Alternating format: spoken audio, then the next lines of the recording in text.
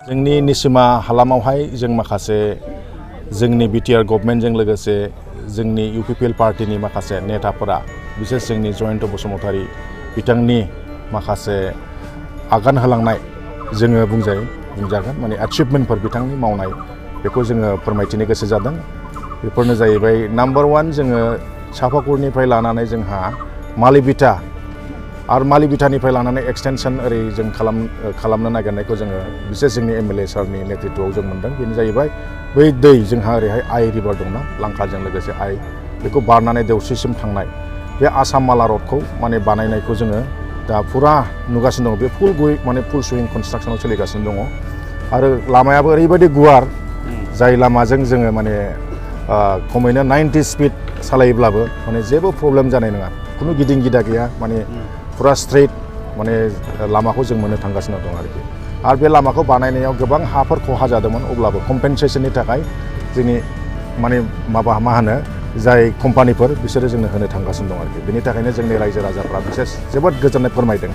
लोगोसे जोंहा निसिमायाव मोनसे गेदेर एचिभमेन्ट दंबावो बेनो जाहैबाय निसिमा गभर्नमेन्ट मडेल कलेज। बे निसिमा गभर्नमेन्ट मडेल कलेजआ जोंनि बे बेकवार्ड ओनसोलाव फैनाया जोंनि थाखाय जोबोद मोजां होननानै जों बुंनो हायो। मानो होनना बुङोब्ला जोंनि गोग्लैसोनाय बे ओनसोलनि फरायसाफ्रा गोजान थांनाय जायगायावसो थांनानै फरायहैयोमोन जेरै गुवाहाटी बिदिनो बङाइगाव बिदिनो क'क्राझार बायदियाव जों थांनायखौ जोङो नुनो मोनोमोन आरो गोबां जेंनानि गेजेरजों जोंनि छात्र छात्रीफ्रा बे स्कुलफोरावहाय गावनि बिद्दाखौ लायनांगौ जायोमोन। नाथाय दिनै गाबोननि गेजेरावहाय बे कलेजाव हाबनानै जोंनि फिसाफ्रा ओंखाम गोजां जानानैनो खम खरसानि गेजेरजों माने गोजौ सोलोंथाइखौ लानो हासिगोन। बेनो जाहैबाय degree college model degree college. ओंखायनो जोंनि बे निसिमाबासिफ्रा जोबोद गोजोननाय मोनदों। लोगोसे जोंनियावहाय मोनसे गेदेर माने आसनि दंबावो बेनो जाहैबाय स्लुइस गेट हाजो मावरियानि सायाव मोनसे गेदेर स्लुइस गेट दं 30 कोटि थाखानि। बेखौ जोंनि MLA सारा गोबां नाजाथाबनायनि गेजेरजों बेखौ लाबोबाय। आगोलावहाय मोनसे स्लुइस गेट दंमोन बे फिसामोन नाथाय बेखौ माने असिलायै बेखौ 30 कोटि थाखाजों बेखौ दा फुरा कनस्ट्राक्सन जागासिनो दं। आरो बे आसनिनि गेजेरजों 18था गामिया बेनिफिट जानो थांगासिनो दं। आरो बे 18था गामियाव खमैनो 2000थासो न'खरफोरा माने बेनिफिट जागोन डाइरेक्टलि गावसिनि खेथि बाथि गायनाय बायदियाव। दा बेनि थाखायनो बे 18था गामिनिया जोबोद गोजोननाय फोरमायदों। आरो जोंहा नैबे खैला मैला बाजारनि खाथियावनो मोननै ब्रिज दङ गेदेर ब्रिज 9 कोटि थाखानि बे बान्दोगुरियाव मोनसे आरो सेरफांगुरियाव मोनसे बेबो दा फुल माने कनस्ट्राक्सनाव सोलिगासिनो दं। आरो बेजों लोगोसे जोंहा माखासे ब्लेक टप आरो CC ब्लक लामाफोर जेरै जों एग्जाम्पल हिसाबै होनो हायो जोंनिया खैला मैला बाजारनिफ्राय लानानै लावख्रिगुरि SSB केम्पसिम बेवहाय जोंहा 3.5 किल'मिटार बायदि बे लामाया दङ। दा बे ब्लेक टप जाबाय कमप्लिटलि बे जोब्बाय दा थाबायगासिनो दङ। आरो लोगोसे जोंहा ओरैहाय लन्थिबारियावनो मोनसे बिटिआर गभर्नमेन्टनिफ्रायनो 1.5 किल'मिटार जोङो CC ब्लक मोनदों 1 कोटि 23 लाखनि बेबो जोब्बाय।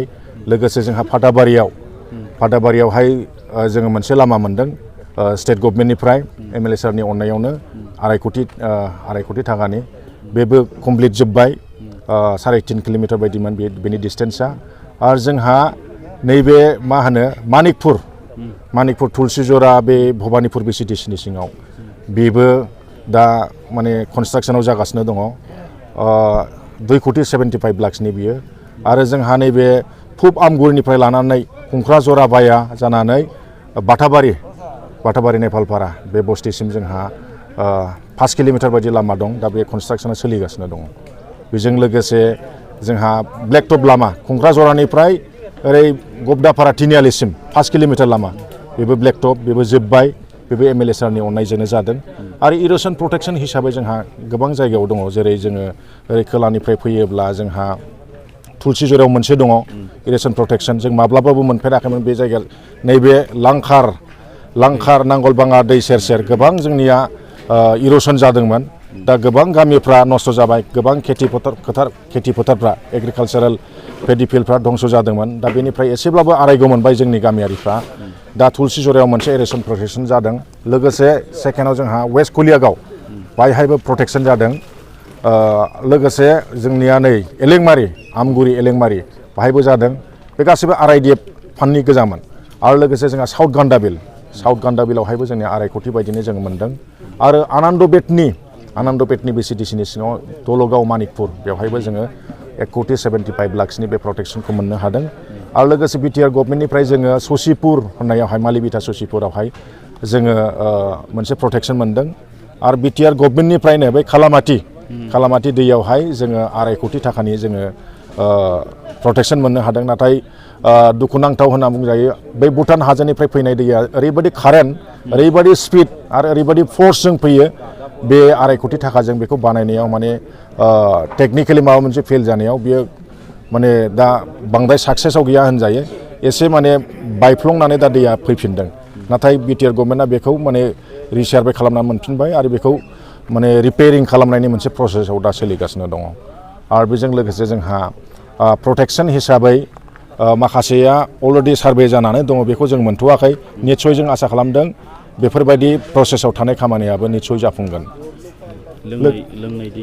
लोंनाय दै हिसाबै जोंहा माने उत्तर ओनसोल बिसेस उत्तर ओनसोलखौ रायखांनांगोन ओरैहाय जोंहा मालिबिटा ससिपुर ओरैहाय बागमारा ओरै बानलुबारि बायदि बायदि जयपुर अन्थाइ हाजो होनजायो भुटान हाजोजों नांजाबनाय नालाय गोजौ जायगा दै खुरनो हायामोन नर्माल दै खुरनानै जों मालाबाबो टिपकल बा दैखर खुरनानै लोंनो हायामोन दा नाथाय गभर्नमेन्टनि अननायनि गेजेरजों जोंहा जल जीवन मिशन बे मिशननि गेजेरजों जोङो दा बे मा होनो वाटार साप्लाइनि खामानिखौ जोङो गोबां जायगायावहाय जों मोननायखौ जों नुनो मोनबाय दा माने घरे बे जल जीवन मिशनजोंनो जोंनि निसिमा बासिनिया गोग्गो दै मोनलोंनो थांगासिनो दं जेरै जोंना आनन्द बेटनियानो होन आमटेकायानो होन ओरै खैला मैलायानो होन ओरै गाहायनिखौथ' रायलायनांगौ गैलिया ओरैनोब्लाबो 25-30 फुट माने गोथौनि दैखौ जोङो मा होनो दैखर खुरनानै नङाबा साधारन टिपकलनि गेजेरजों मोनोमोन नाथाय बै गोजौ ओनसोलनिया गोबां माने गोरा अन्थाइनि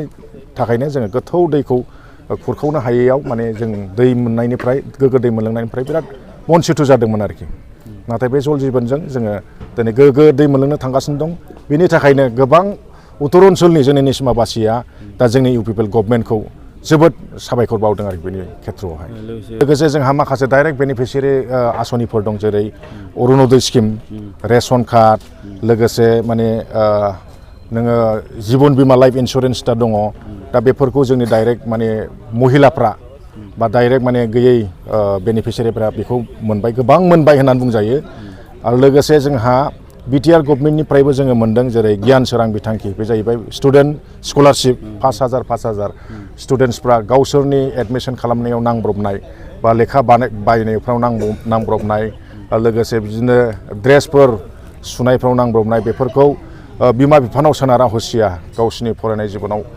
बाहायनो थाखाय बे खाबुखौ मोनबाय आरो लोगोसे जोंहा माइनाव सोरां बिथांखिजों लोगोसे गोबां महिलाफ्रा 75,000 आसनिनि गेजेराव दा फार्स्ट स्टेप हिसाबै 25,000 जोंनियाव 200था बायदि सेल्फ हेल्प ग्रुपआ जोंनियाव मोनबाय 200थानि बारा जाबाय अबसे जोंहा माइनरिटिबो दङ माइनरिटियाव दाखालि बारा मोनदों टटेल 220था सेल्फ हेल्प ग्रुपआ जोंनिया फार्स्ट किस्ति 25,000 करिखौ मोननो हाबाय आरोखि आरो लोगोसे अनसाय बिथांखि जाय महिलाफोर बिसेस मैगं फाननानै जाग्रा सोरबा बिदिनो मा होनो गय दखान साहा दखान फिथा दखान बायदि बेबायदि माने फिसा दखानदारिफ्रा बिजनेसमेनफ्रा 5,000 200था बायदि 200था नङा 300था बायदि न'खरा बे आसनिखौ मोननो हाबाय आरोखि जोंनि नैबे निसिमा हालामाव मानो होनना बुङोब्ला बोसोरसेयाव जोङो 100 मोनो 3 बोसोर थांबाय जोंहा 300था जाहैबाय आरोखि आरो लोगोसे जोंहा चिफ मिनिस्टार रिलिफ फान्ड होननाय दङ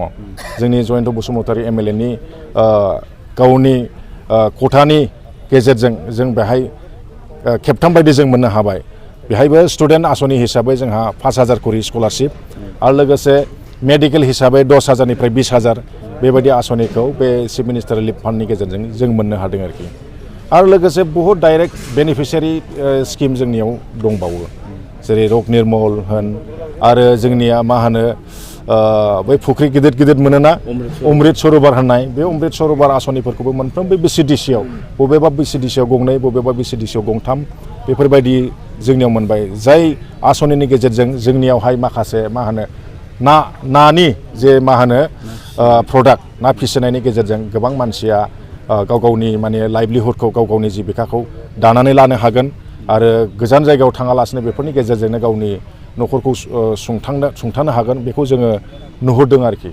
आरो लोगोसे जोंनिया पल्ट्रि दाउ फिसिनायनि थाखायबो जोंहा 20,000 गावनिफ्राय लकेल कन्ट्रिबिउसन हिसाबै 6,000 आरो माने गभर्नमेन्टनिफ्राय सापर्ट हिसाबै 20,000 बेबायदि आसनिखौबो जोंनि गेजेराव जों मोननो हाबाय आरोखि। जायनि गेजेरजों जोंनि माखासे ओरैनो न'खराव खामानि मावनायजों लोगोसे माखासे हाउस वाइफफ्रा न'खरनि हिन्जाव गार्जेनफ्रा माने दाउ फिसिनानै बा बोरमा मा होनो बिदिनो हांसोफोर फिसिनानै न'खरखौ एसे एनै हेफाजाब होनायनि बेबस्थाखौ मोननो हादों आरोखि। जोंहाथ' निस्सय फोथायनाय दं दानो एमएलए जानानैनो सिम्पोल एमएलए जानानैनो बिथाङा बुंनो थाङोब्ला सासे केबिनेट मिनिस्टार बायदि रल लानानै जोंनि निसिमाखौ आरो जोंनि 31 नं सिडली समस्तिखौनो बिथाङा खांगासिनो दं। बेनि थाखायनो जोंहा माने फुरा फोथायनाय दं जे बिथाङा जोंनि 1 नं क'क्राझार समस्तिनिफ्राय एनडिए केन्डिडेट बिजाथि हिसाबै दिल्लीयाव जुदि जिरायहैनो मोनोब्ला निस्सय बिथाङा जोंनि क'क्राझारनि जानानै बड'लेण्डनि जानानै गोबां माने खामानि मावहैगोन जोंनि थाखाय इस्युसफोरखौ रेज खालामहैगोन बेखौ जोंहा फुरा फोथायनाय दं आरो जोंनि बड'लेण्ड दाफुंनायनि सिमांखौ बिथाङा निस्सय हेफाजाब होगोन बेखौ जों मोनदांदों आरोखि। आरो बिथांनि देरहानायाथ' जोंनि नुनायाव दा खाथां होननानै जों नुनो मोनदों। मानो होनना बुङोब्ला जोंहा एग्जाम्पल हिसाबै दैलि गुरलाब जइनिं दिनैबो जोंहा गोबां जइनिं दं।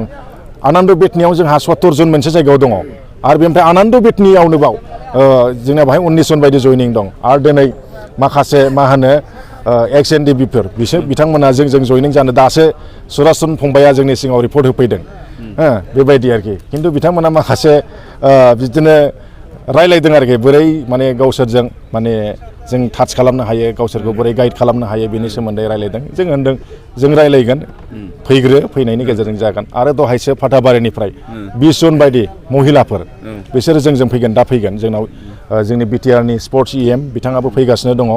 बेवहाय दिनै 500 जन बायदि जोंनि वार्कार्सखौ लानानै जोङो मोनसे मिटिं लागोन लोगोसे मोनसे डिनार पार्टिबो खालामनाय जादों।